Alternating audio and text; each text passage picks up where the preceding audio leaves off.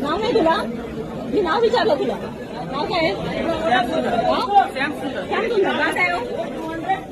बिहार से. क्यों बिहार में खाने पीने को मिलता नहीं है? क्यों महाराष्ट्र में आए हो? हाँ, वहाँ पे क्या प्रॉब्लम है?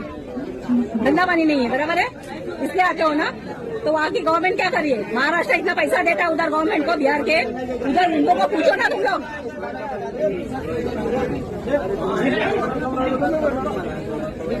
आप लोग उनसे मांग सकते हो, बोल सकते हो. आप बोलोगे नहीं तो कैसे चलेगा?